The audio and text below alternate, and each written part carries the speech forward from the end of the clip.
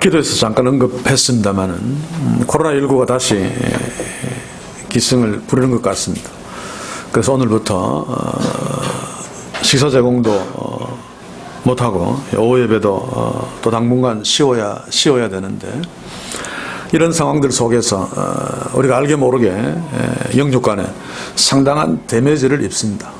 뿐만 아니라 지난 주간에는 한 유명 정치인의 그 험하고 이상한 죽음 때문에 또 많은 혼란을 겪습니다마는, 또 그것 가지고 또 정쟁의 도구로 삼는 상황들에서 교회들도 막 뛰어들고 있는데, 물론 냉철한 어떤 판단들은 필요하겠습니다만, 그러나 지금 가장 중요한 것은 우리 자신들을 돌아보는 것이라고 생각되어집니다.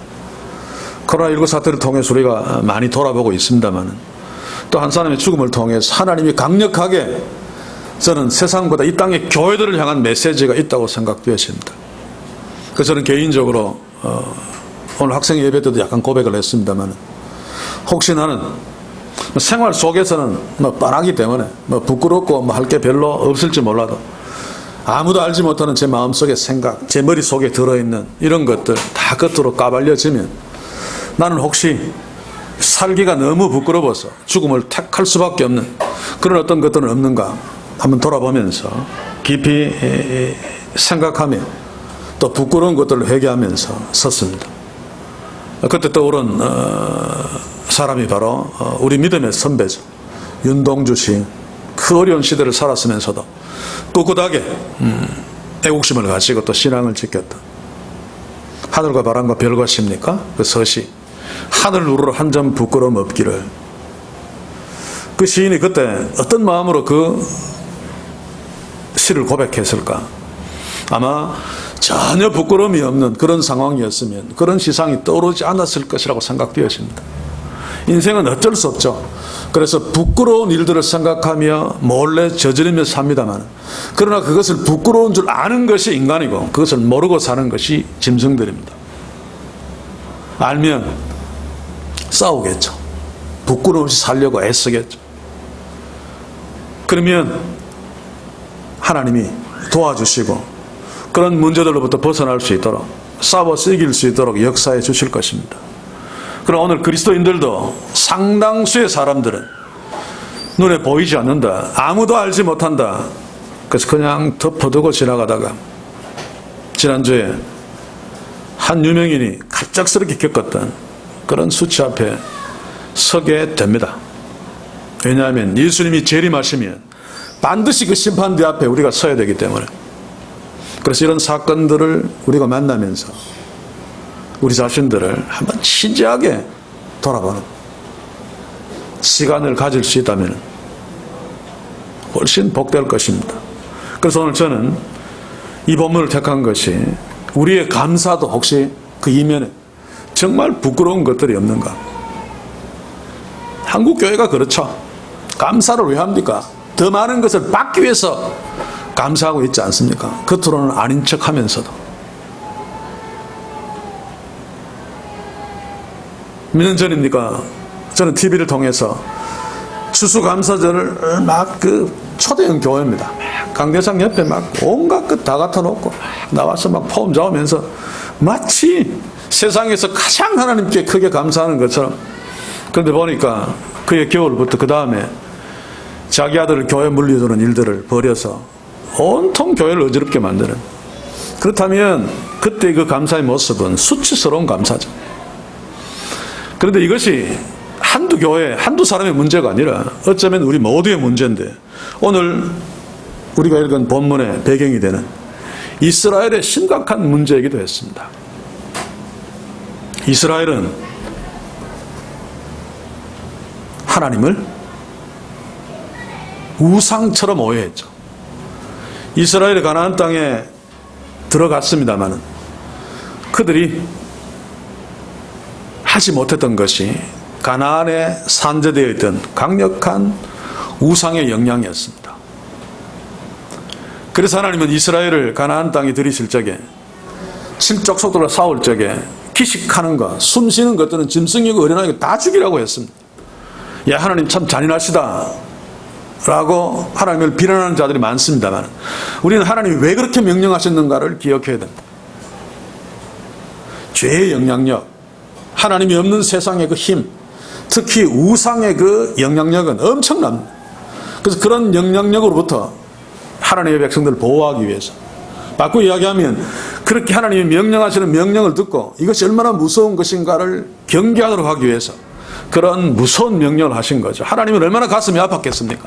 다 자신의 피조물들인데 태어난 어린아이까지 다 죽여버리라, 헤렘이라고 하는 명령을 내리신. 그러나 그럼에도 불구하고 이스라엘은 가나안 땅에 들어가서 그 우상의 영향력으로부터 벗어난 것이 아니라 오히려 그것을 더 기뻐하고 그 밑으로 더 기어 들어갔습니다. 그 대표적인 우상이 바로 바알이죠. 바알이라고 하는 우상이 어떤 우상입니까? 인간을 향해 수시로 화를 잘 내는 우상입니다. 그래서 그 수시로 잘 내는 신에게 화를 입지 않기 위해서 값비싼 재물을 많이 가지고 가서 바치는. 그리고 이 우상은 아무리 화가 나더라도 좋은 재물을 많이 가지고 오면 즉시 화를 풀고 너무너무 좋아하고 재물을 가지고 온 자들을 축복하는.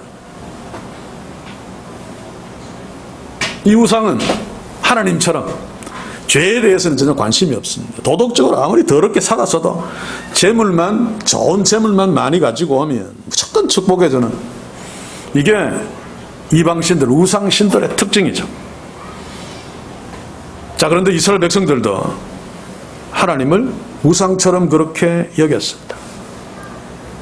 그래서 하나님의 자녀지만은 좀 잘 먹고 잘 살기 위해서 그렇게 개판치고 살면서도 제사 때가 되면 좋은 재물만 가지고 와서 하나님께 드리면 하나님이 기뻐하신다.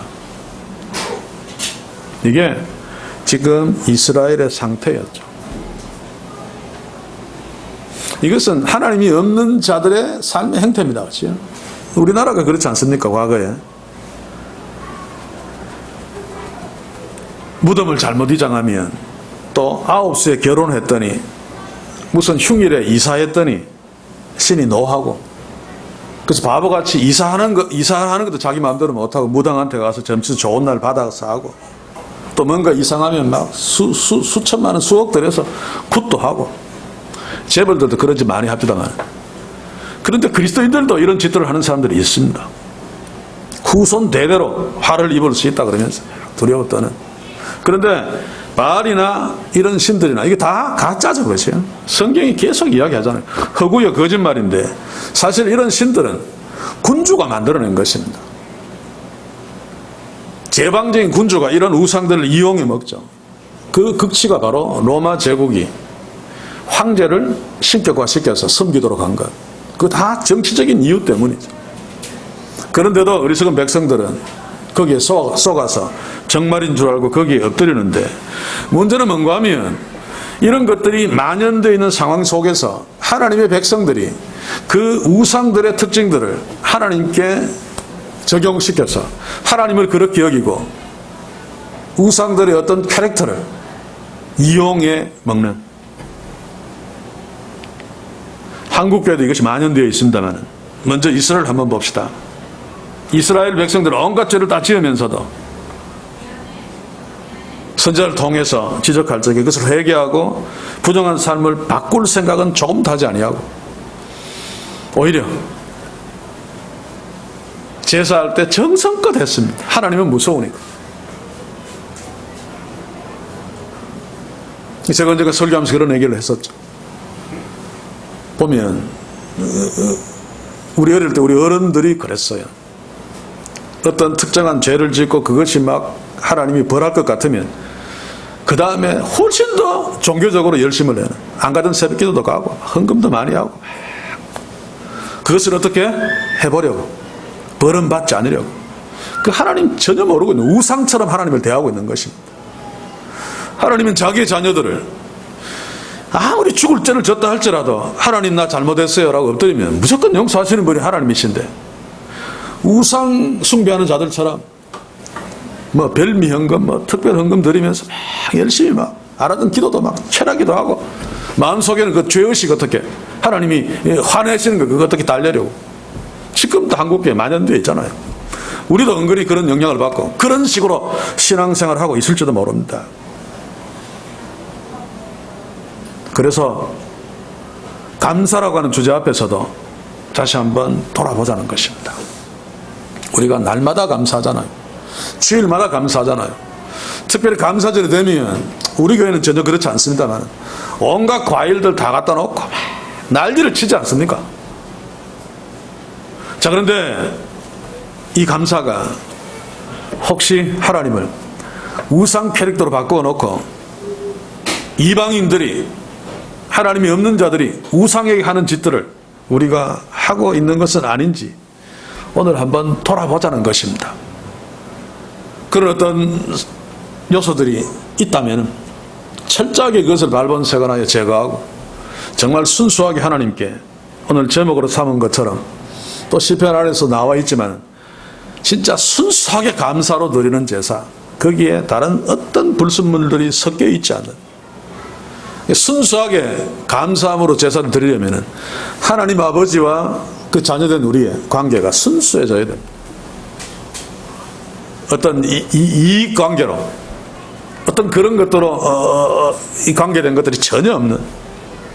그래서 오늘 주신 말씀을 함께 살피는 것은 굉장히 유용한 감사로 점철되는 우리, 그러나 그 감사로 수많은 것들을 위장해버리고 하나님을 오히려 조롱하는 이 땅의 교회들의 모습 속에서 우리의 감사를 다시 살피는 귀한 본문 말씀이라고 생각되어집니다.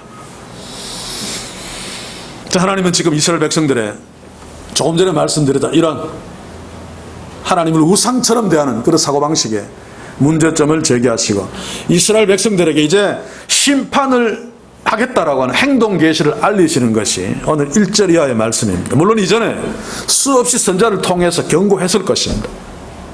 1절 한번 봅시다. 전능하신 자 하나님 여호와께서 말씀하사 해 돋는 데서부터 지는 데까지 세상을 부르셨도다. 하나님이 지금 자기의 백성들을 심판하기 전에 세상을 불러서 그것을 보도록 증인으로 지금 삼고 계십니다. 그리고 2절에서 온전히 아름다운 시온에서 하나님이 빛을 발하셨도다.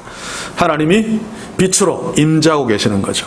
여기에서 온전히 아름다운 시온에서 라고 하는 말 속에는 하나님 나라가 이렇게 온전히 아름다운 시온, 아름다운 예루살렘으로 세우셨는데 그 안에 있는 하나님의 백성들은 이것과 정반대로 더럽기 그지없는 시온을 만들었다는 암시를 하고 있는 거죠. 그래서 하나님이 화가 나셔서 이제 임재하셨습니다. 화난 모습을 한번 보십시오. 3절에 우리 하나님이 임하사 잠잠치 아니하시고 그 앞에서 불이 삼키고 그 사방에는 광풍이 불리도다. 하나님이 빛으로 임재하실 적에 우리를 기뻐하시며 자기 백성들의 예배를 받으시기 위해서, 축복하시기 위해서 아주 평강의 모습으로, 편안한 모습으로 임재해야 되는데 지금 하나님이 임재하신 것은 불이 삼키는 모습, 광풍이 일어나는 모습, 화가 머리끝까지 나신 하나님의 모습을 지금 3절에서 그리고 있습니다. 하나님의 임재는 4절 보시면 하나님이 그 백성을 판단하시려고 이 하늘과 아래 땅에 반포하여 이르시되 나의 백성도를 내 앞에 모으라. 곧 제사로 나와 언약한 자니라 하시도다. 하늘이 그 공의를 선포하리니 하나님 그는 재판장이시미로다. 하나님이 재판장으로 서시면 이미 끝난 거죠. 아버지가 자기 아들을 재판하기 위해 섰다. 상상할 수 없는 일인데 지금 이런 일이 이스라엘에서 벌어지고 있습니다. 하나님과 하나님의 백성 사이에. 자, 그런데 이상한 것은 1절입니다. 하나님께서 자기의 백성을 심판하시는데 세상 사람들을 불러 모으신 것. 그것은 하나님께도 수치가 될 수 있습니다. 그런데도 하나님이 그 일을 하셨습니다.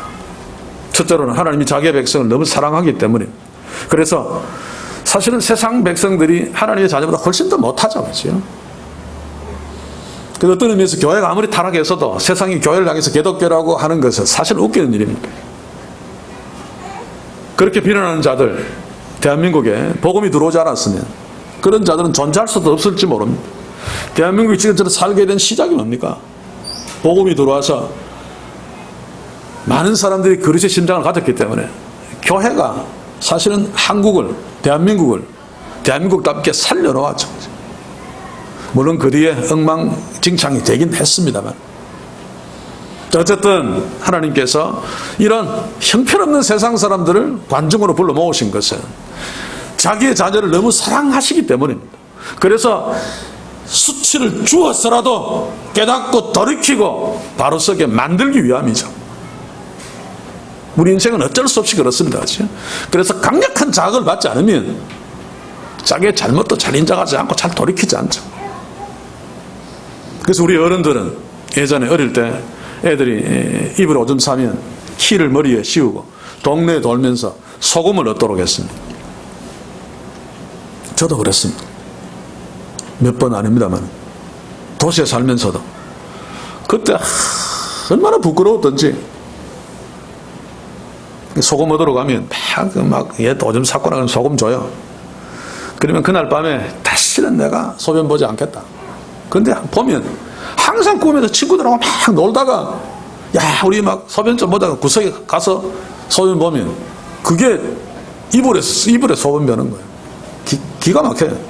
그런데 그렇게 수치를 몇 번 당하니까 긴장이 되어서 그 상황이 꿈속에서 이 꿈이 다 막 일어나가지고 이제 이불에 오줌을 안 싸게 되는, 몇 번 그러니까 이제 그 버릇이 고쳐져요. 하나님께서 그런 마음으로 지금 사람들을 꽉 불러 모아서 군중으로 삼아놓고 수치를 주는 것입니다. 또 한 가지 알아야 되는 것이 있습니다. 하나님이 세상 사람들을 불러 모은 것은 내가 세상을 심판하겠다는 뜻입니다. 내가 내 자식도 심판하는데 너희들도 곧 심판할 거야. 그래서 저는 이 본문을 묵상하면서 하나님이 이 땅에 교회의 심판이 시작됐다면 원래 심판은 하나님의 집으로부터 시작되어집니다. 그게 하나님의 일하심의 원리입니다. 심판이 정말로 시작되어졌다면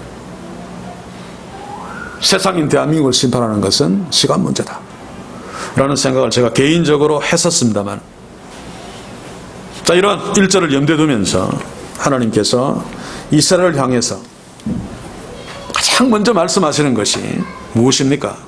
실절을 한번 보십시오. 내 백성들아 들을지어다. 제가 계속 말씀을 강조하는 이유가 거기에 있죠. 하나님의 백성이 백성답게 살려면은, 또 하나님을 하나님으로 여기려면 방법은 유일하게 한 가지밖에 없습니다.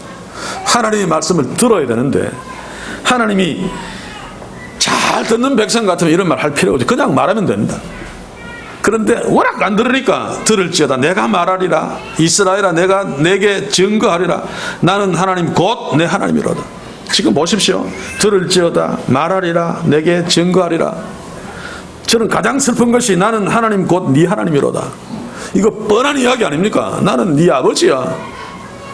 자, 세상에서도 자식 앞에 아버지가 책망하면서 야, 나 네 아버지잖니? 내가 네를 낳고 기른 아버지잖니? 라고 말한다면 이미 갈 만큼 간 것입니다. 그렇죠? 지금 이스라엘 백성들은 하나님이 자기 아버지인 줄도 모르고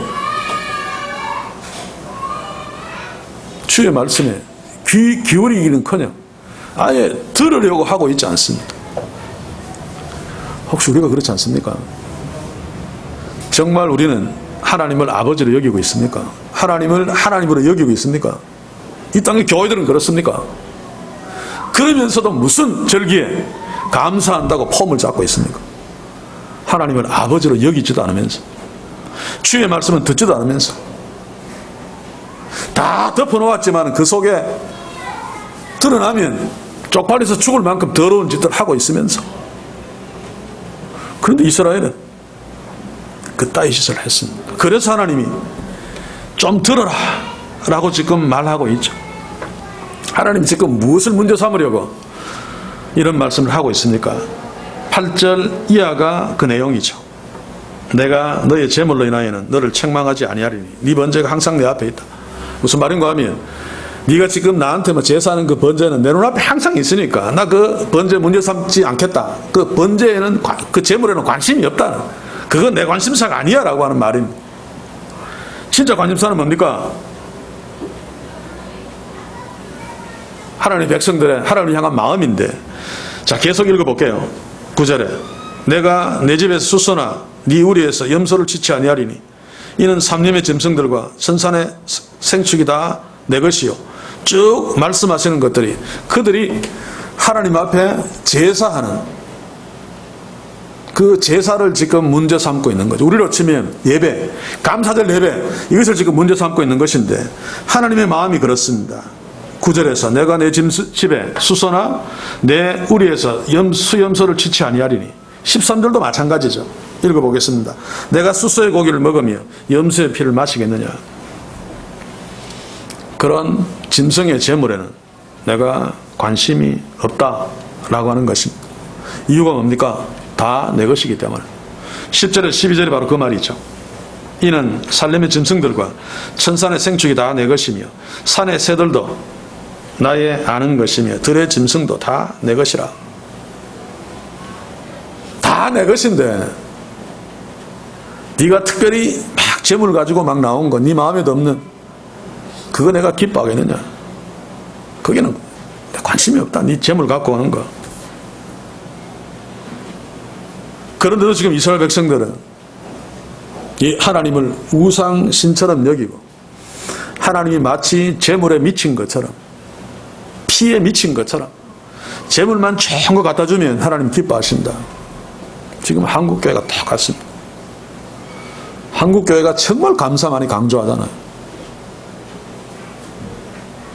강조하는 이유가 뭡니까? 우상신전에서 그렇게 감사를 강조하는 이유는 신이 그것을 참 좋아한다 그래 놓고 뒤에서 자기가 다 챙기려고 하는 거죠. 사제들이 또 제왕들이. 한국교회는 다르지 않습니까? 그 돈, 그 모든 것들이 다 하나님의 것인데 마치 우리의 것을 하나님께 드리면서 하나님을 기쁘시게 한다. 하나님 어쩌면 웃으실지 모릅니다. 감사의 본질, 감사의 감자도 모르고 그것을 축복의 수단으로 삼으려고 하는 당시 이스라엘 백성들이나 우상 숭배자들, 이방인들이나 오늘 이 시대 교회들이나 어쩌면 다르지 않습니다. 우리가 그런 어떤 생각들을 가지고 감사하며 예배 앞에 설지도 모르겠다는 도전 앞에 함께 서기를 원합니다. 사랑하는 성도 여러분, 하나님이 그냥 돈 몇 푼, 아니 집 다 팔아서 수천억짜리 건물 짓기 위해서 수천억을 헌금했다고 해서 하나님이 기뻐하실 것이라고 생각한다면 그것은 하나님을 대단히 오해한 것입니다. 우상처럼. 특히 이스라엘은 그랬죠. 하나님이 하나님 앞에 제사로 나올 적에 짐승을 잡아 피 흘리며 나오라라고 하는 그거 가지고 하나님이 피를 좋아한다. 숫소 고기를 좋아한다. 그래서 많이 가지고 왔지만은 하나님이 왜 그렇게 하셨습니까? 그 하나님의 마음을 읽으려고는 조금 더 생각하지 않았죠. 그 짐승도 하나님의 피조물이고 하나님이 사랑하시는 생명입니다. 근데 그것을 죽이면서 피 흘리면서 내 앞에 나오라고 하나님이 왜 그렇게 말했을까요? 하나님의 자녀를 더 사랑하시기 때문에. 피를 흘리면서 하나님 앞에 나올 적에 내가 하나님 앞에서 죄 지어서 이 죄로 말미암아 하나님 앞에 죽어야 되는데 하나님이 나를 사랑하셔서 짐승을 대신 죽여 피 흘리심으로 나를 살려주시고 하나님 앞에 제사자로 서게 하셨군요.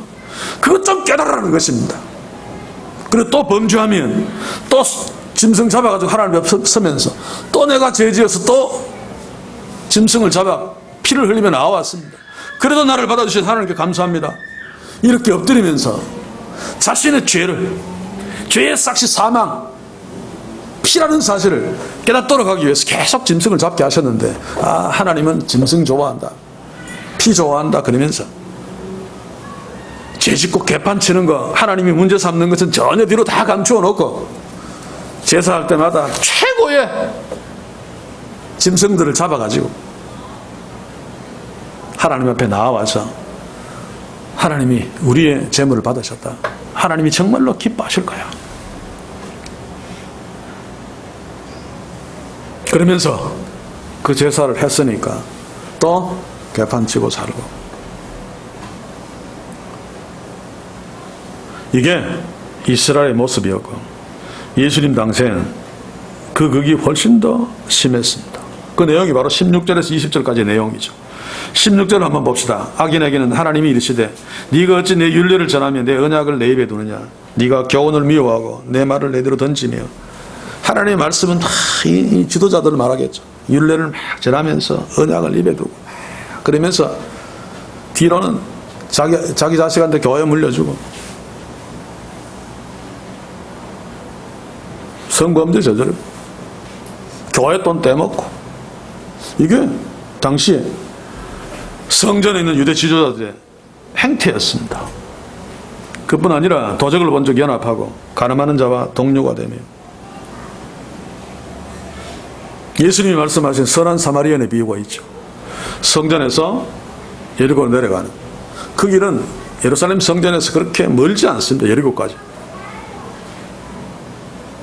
예루살렘에는 성전 수비대가 있고 대제사장은 성전에서 군인을 가지고 있습니다.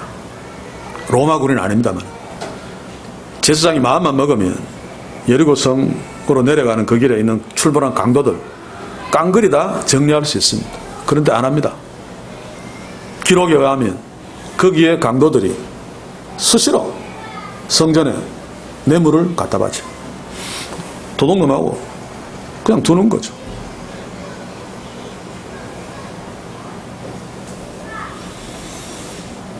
참 슬프고 무서운 일 아닙니까? 그치요?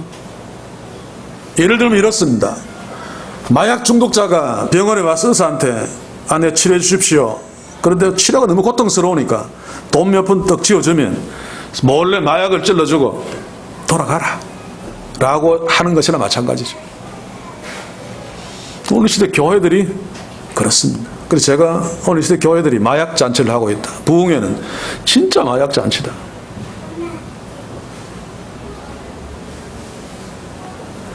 지적해 주어야 됩니다. 교회 나오기 싫을 정도로 아프게 지적해 주어야 됩니다. 그래야지 깨달을 수 있습니다. 우리는. 근데 과거에 그래 지금 한국의 최고 큰 교회, 세계 제일 큰 교회가 되었습니다만 어떻게 큰 교회가 되었습니까? 거기에서 내건 구호가 뭡니까? 당신들 일주일 동안 세상에서 직장에서 그토록 막 스트레스 받고 요거도 먹고 막 그런데 교회까지 와서 재지적 받고 요거도 먹으면 그 무슨 재미로 살겠는가? 교회에서는 좋은 말만 듣고 힘내라. 그게 마약 지르는 거, 마약 지르는 거. 그때 만약에 그러지 않고 교회들 다 정신 차리고 아프지만은 주일날 예배 때 말씀을 통해 죄를 지적받고 부끄러움을 당하고 그렇게 살았다면 지금 이 시대의 교회처럼 이렇게 되지는 않았을 것입니다. 그러면서도 주일마다 예배드리죠. 그러면서도 절기 때마다 더 화려하게 막 폼 잡고 있습니다. 오늘 이 상황과 전혀 다르지 않습니다. 우리도 그렇다면 이런 감사의 예배를 어떻게 드릴 수 있겠습니까? 그 자체로 하나님을 조롱하는 것이죠. 조롱하는 것. 제가 자주 이야기합니다만 저도 그런 경험들을 합니다. 내가 기도하면서 하나님의 목을 조르는 짓을 할 수 있습니다. 내가 예배하면서 시체말로 하나님 개자식이라고 부를 수 있단 말이에요. 그래서 두려운 것입니다. 기도 얼마나 개판으로 합니까? 밤새도록 기도 안 들면 뭐합니까? 마치 미친 자처럼 발각하면서 기도 안 들면 뭐합니까? 그게 다 하나님을 조롱하는 거죠. 조롱하는 거죠. 자신이 신입니다. 결국 자기한테 기도하고 있습니다. 정말 하나님 앞에 서면 절대로 그렇게 기도 못합니다. 두려워서라도 그렇게 기도 못합니다. 인간 대통령이라도 대통령 앞에 있으면 뭔가를 부탁할 적에 발광하면서 부탁합니까? 대통령인 줄 알면 절대로 그렇게 못하죠. 그런데 기도를 왜 그렇게 발광을 합니까? 하나님 없이 기도하기 때문입니다.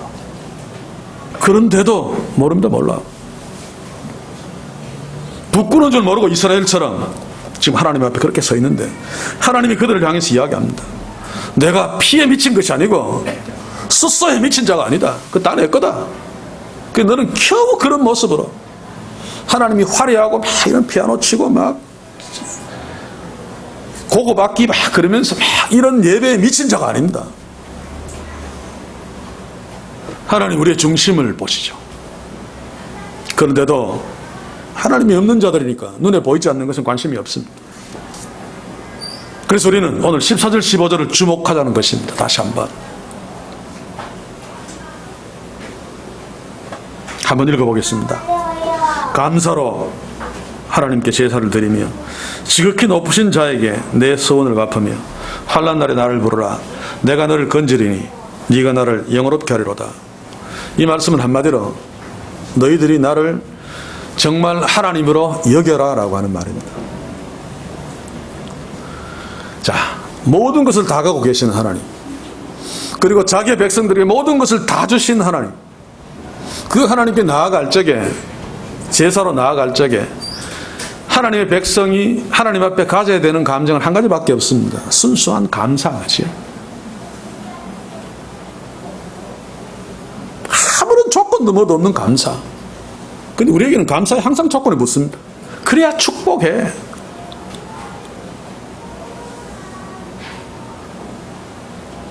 감사는 정말 하나님 앞에서 하나님이 주신 은혜에 우리 받을 수 없는 은혜를 받았잖아요. 그래서 나오는 뭐라 그래야 됩니까? 그냥 반작용이네. 반작용. 생각하고 의도하고 나오는 것이 아니라 저절로 나오는. 우리가 진짜 감사한 사람 앞에 가면 저절로 막 감사가 막 나오잖아요. 막 그러잖아요. 이런 감사를 우리가 회복해야 됩니다. 이 회복은 그냥 어떻게 막 되는 것이 아니고 하나님을 회복하면 감사는 저절로 회복되어지죠. 그래서 하나님이 좀 내 말 좀 들어라 라고 앞에서 이스라엘 백성들에게 부르짖다시피 말했습니다. 백성들아 들을지어다. 그리고 14절에서 감사로 제사를 지극히 높으신 자에게, 하나님이 지극히 높으신 자임을 알면 저절로 감사하며 서죠. 그런데 지극히 높으신 자가 없기 때문에 교회 안에 영웅들, 잘난 인간들, 그 목사들이 다 신의 자리에 앉았어. 무슨 천부장, 탑 리더, 그러면서 밑에 사람 마음대로 버리고 똥까지 먹게 만드는, 그것도 모자라서 이제 자기가 은퇴하게 되면 뒤새끼한테 그 왕자를 물려주는, 지극히 높으신 하나님이 없다는 강력한 증거들입니다. 지극히 높으신 하나님이 있으면 어떻게 목사가 성도들 위에 군림할 수 있습니까? 내가 대장이라는 착각을 어떻게 할 수 있습니까? 나하고 비교도 안 되는 하나님이 이교회 공동체에 계시는데 정말 도토리 기적이 아닙니까? 다 겸손하게 하나님 앞에 엎드릴 텐데 왜 그렇게 높낮이가 많습니까? 한국교회는 잘난 놈들 못난 놈들이 왜 그렇게 많습니까? 지극히 높으신 하나님이 실종되었기 때문입니다. 그러면 감사들은 모조리 다 우상들이 우상 앞에 감사하는 이방인들의 감사와 다르지 않습니다. 우리에게, 우리 교회에 지극히 높으신 하나님이 계십니까? 지금 하나님은 높으신 자에게 네 서원을 갚으며, 물론 예수님은 서원하지 말라고 했습니다만 예수님 이전의 이야기죠. 우리에게도 저는 이런 서원을 제안하고 싶습니다. 우리가 하나님 앞에 감사함으로 나와서 오늘 맥주 감사절날 하나님께 감사하면서, 정말 감사하면서,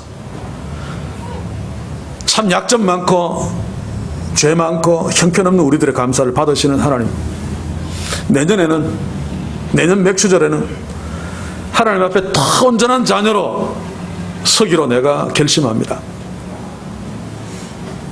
그렇게 결심하면서, 예수님이 서원이라는 용어를 쓰지 말라 그랬으니까 그냥 하나님 앞에 결심하면서 1년 동안 그 서원을 갚는, 그 결심을 지키는 더 온전한 자로 내년에 감사절 예배 때 하나님 앞에 서려고 애쓰는 삶을 살려고 하겠다라고 하는 것이 오늘 감사절 앞에서 하나님께 서원하며 서원을 갚는 삶을 사는 것이라고 생각되어집니다.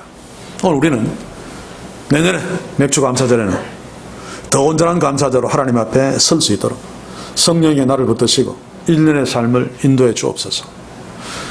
하나님께서 지적하신 것처럼 이런 이스라엘의 그 죄된 삶들을 계속 싸우면서 이겨나가 내년 맥주절에는 더 나은 예배자로 설 수 있도록 소원을 갚으며 살게 하소서라고 하면서 오늘 이 예배 앞에, 이 말씀 앞에 서면 좋겠습니다. 자, 그러면 하나님께서 이스라엘 백성들에게 지적한 부도덕한 삶을 한번 봅시다. 18절 이하죠. 도적을 본즉 연합하고 가늠하는 자와 동료가 되며 내 입에 싹을 주고 내 혀로 괴사를 지으며. 자, 하나님의 말씀을, 율법을 거룩하게 전하고 한 자들의 그 속은 이렇다는 것입니다. 자, 이것들을 가만히 보면 십계명하고도 좀 관련이 있는 것 같습니다. 보면 도적을 본즉 연합하고 도적질하지 말라, 또 가늠하는 자 동료가 되고 가늠하지 말라 하고 연결되죠. 또 내 입에 악을 주고 혀로 괴사를 지으며 다 이웃에게 하는 것입니다. 내 이웃에 대해서 거짓 증거하지 말라, 9계명. 그리고 20절에서 네가 앉아서 형제를 공박하고 형제를 미워하는 것은 살인이죠. 살인하지 말라, 6계명. 또 보면 어머니의 아들을 비방하는도다. 어머니의 아들은 자기 형제입니다. 그렇죠? 근데 앞에 형제를 공박하고 어머니의 아들을 비방한다는 것은 어머니를 비방한다는 뜻입니다. 이것은 5계명, 내 부모를 공경하라, 이 계명을 어기는 거죠. 이따 짓을 하면서도 앞에서 율례를 전하며 내 언약을 내 입에 두느냐. 우리 목사들은 두말할 것도 없고 우리 성도들도 마찬가지죠. 네가 이따 짓을 하면서 오늘 감사절 예배 앞에 거룩한 모습으로 예배자로 섰느냐. 네가 이따의 모습으로 하나님을 찬양하는 아름다운 찬양을 하고 있느냐. 네가 이따의 모습으로 하나님께 거룩한 목소리로 기도하고 있느냐 라고 지금 이스라엘 백성들에게, 우리에게 책망하고 있습니다. 그래서 다시 한번 14절 15절을 주목하면서 우리의 감사를 살펴야 됩니다. 하나님은 죄를 결코 관과하시는 분이 아니죠. 그래서 예수님을 죽였습니다. 하나님은 전능하시기 때문에 우리 죄를 그냥 용서해 주실 수 있겠죠. 그냥 하나님의 자녀 삼을 수 있어 그분은 못하실 일이 없습니다. 그러나 그럼에도 불구하고 죄를 너무나 미워하시기 때문에 죄를 그냥 관과하지 않으시고 죄를 저주하셨습니다. 우리를 저주해버리면 우리는 그냥 날아가 버리니까 하나밖에 없는 독생자 예수 그리스도에게 우리의 죄를 다 뒤집어 씌워서 그 아들 예수를 죄인 만들어서 그 아들에게 죄의 저주를 다 쏟아부으셨죠. 그래서 우리는 십자가 앞에 서서 하나님이 죄를 얼마나 싫어하시는가를 깨달아야 됩니다. 그래서 하나님의 자녀일수록, 십자가의 은혜를 입은 자일수록 죄에 대한 무서움을 더 기억하고 죄와 싸우려고 몸부림을 칩니다. 하나님이 아들을 죽이시기까지 죄를 미워하신다는 사실을 알기 때문에 이스라엘도 하나님 앞에 섰으면 하나님이 죄를 얼마나 싫어하실까를 알았을 거예요. 그런데 다 외면해 버렸습니다. 자기 쪼대로 편하게 살기 위해서. 근데 그것이 진짜 편한 삶이 아닙니다. 진짜 행복한 삶이 아닙니다. 개는 개처럼 살면 됩니다. 길거리 지나가면서 똥도 먹고 개처럼 살면 되는데 인간은 그렇게 개처럼 살면 그게 행복한 게 아니죠. 하나님의 자녀도, 진짜 행복한 하나님의 자녀는 하나님의 자녀답게 사는 것입니다. 재미있는 죄 짓지 않으려고 했으면 사는 삶, 죄 지었으면 밤새도록 막 고민하며 괴로워하면서 회개하면서 눈물 흘리는 삶, 이게 하나님의 자녀의 삶이고 이게 진짜 행복한 삶인데 전혀 그렇지 않습니다. 오늘 이 시대 교회들도 하나님이 마치 돈에 미친 자처럼 돈 막 갖다 주고 죄는 슬슬 다 덮어버리고 그냥 세상에서 개처럼 행복하게 살려고 몸부림치고 있는, 그래서 감사가 특별히 한국교회에 더 강조되고 있는, 이들은 세상 어떤 교회보다도 한국교회가 하나님께 감사 많이 한다, 축복받았다, 말도 안 되는 소리입니다. 사랑하는 성도 여러분, 그래서 우리의 감사를 다시 한번 돌아보십시오. 14절에 15절까지 갑니다. 환난 날에 나를 부르라, 내가 너를 건지리니 네가 나를 영화롭게 하리라. 자, 환난 날에 나를 부르는 것이 하나님을 영화롭게 하는 것이다. 무슨 말입니까? 하나님을 하나님으로 좀 여겨라 그 말입니다. 너희들은 환난 날에도 나를 안 부른다는 거죠. 하나님 별 볼 일 없으니까. 자, 이 부분을 놓고 제 자신을 정직하게 내어놓고 나는 정말로 어려운 문제를 놓고 전적으로 하나님을 의지하는가, 아니면 다른 방법 다 강구하고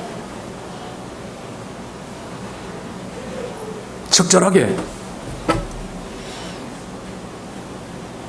잘못했습니다 머리를 숙이지 않을 수 없어요.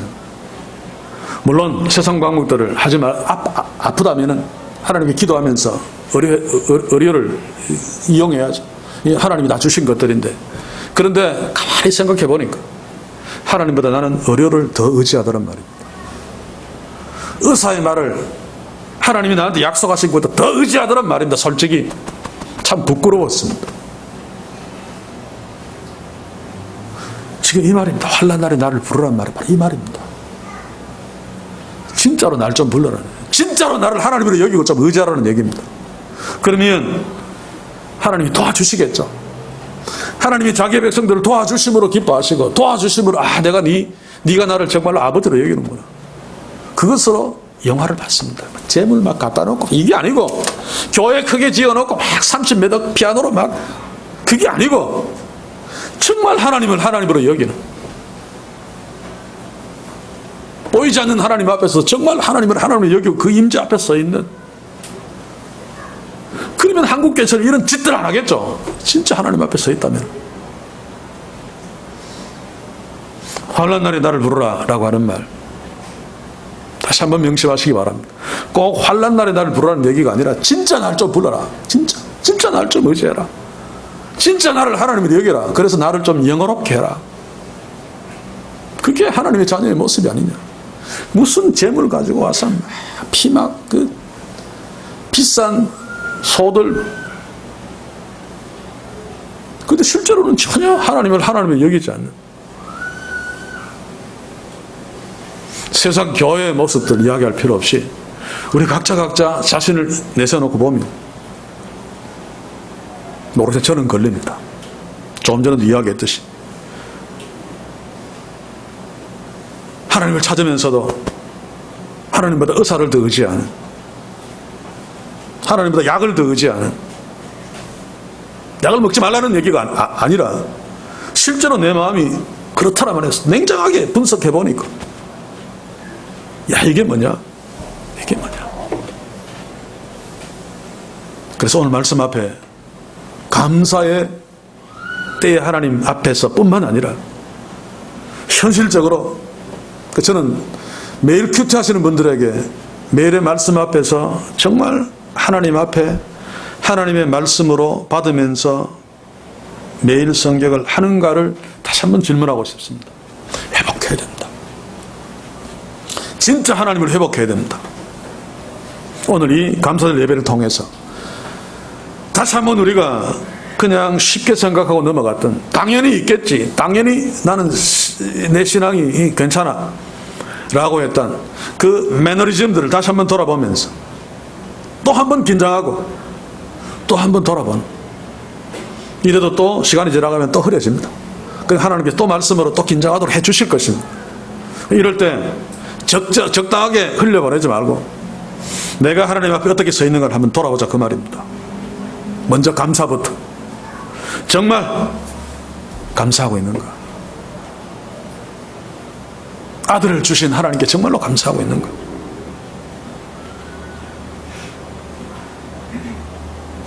그럼에도 불구하고 더럽고 추하게 사는 내가 하나님 앞에 예배자로 섰을 때 그 예배자로서 나를 받아주시는 그 하나님께 정말로 감사하고 있는가?